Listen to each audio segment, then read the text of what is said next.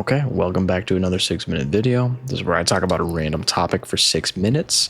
This isn't necessarily for subscribers, views, fame or glory. I'm not really trying to get famous off of these, just trying to become a better public speaker.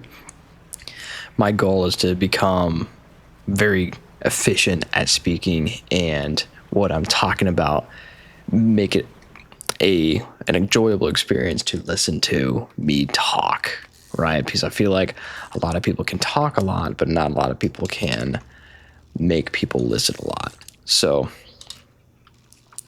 that's just where I'm at right now, just trying to get better at that. But I've been sitting in front of this computer for the last 10, 20 minutes, just trying to think of a topic to talk about. And the more I was thinking about it, I'm like, well, wait a second.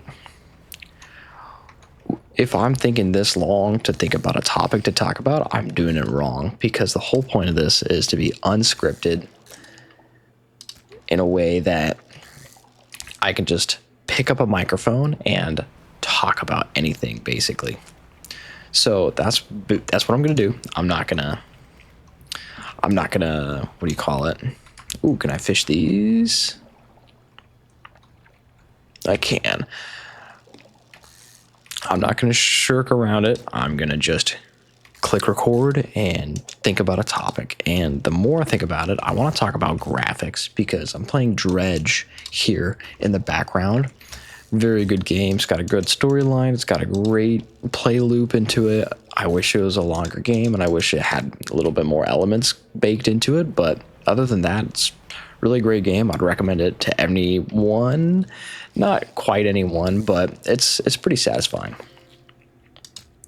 So, but the graphics that they use are very, I mean, see for yourself. It's a mix between artistic and kind of like these, I don't know, not potato graphics, but very abstract artistic choice. It's not clear, it's not very detailed. It leaves a lot to your imagination to kind of fill in the blanks, which I really, really appreciate. I like that it's not super hyper realistic. It's a fantasy type of color book kind of look to it. And that changes the whole feel of the game, in my opinion. It really changes it a lot, because with other games, like indie games, this is not an indie game by any means, but indie games tend to lean more the pixelated route, because the producers behind them don't necessarily need to do a whole lot of work to... Oh, I got a blue one. Indie game developers don't need to do a whole lot of work to, what do you call it, do a bunch of graphics, and they don't need to worry about any of that stuff. So it's really good that way for them, because like, why would they do any work at all? It just doesn't make any sense. Because like, if you're one guy and you're not putting any effort into the game itself, you're just putting effort into just like how it looks, that's not very enjoyable as a game developer, right? When you're a game developer, you're thinking about, hey, I'm making this thing that's fun to play, not fun to look at. You know, I'm not into cinematography or something like that, which there's something to be said for like the graphics, of course. And I'd really like to call out Forza Horizon 6 being a graphical masterpiece. That game is top notch for graphics. It is so good. My brother is playing it right now, and watching him play it with the amazing shading in the game. The ray tracing is off the charts on the cars that you're like driving. It is so good. It is so good. And I think that like we need more of these like graphic intensive games. But at the same time, if prices for computer components stay the same or just keep rising, then I think we're going to see way more indie games become popularized. I mean, the market's been pretty oversaturated for sure, that like people don't really play those anymore. I don't want to say that people don't play them anymore, but we've seen a huge flood in indie games become popular. So I feel like we're taking a little break from those right now, and we're returning back to the AAA studios. Though the AAA studios are also trying to dip their toes in the indie game dev feel. I don't know why.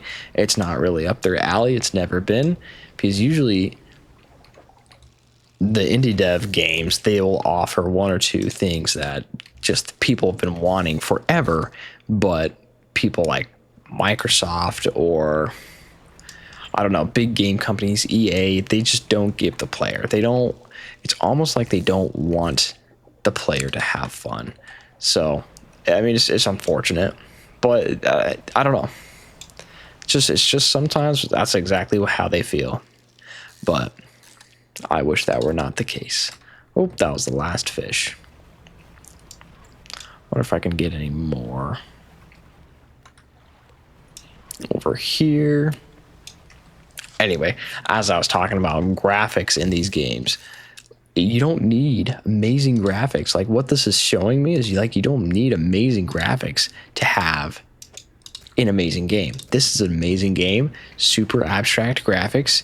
It just expects you to do the work on your end, to do the work. Oh, these are big fish.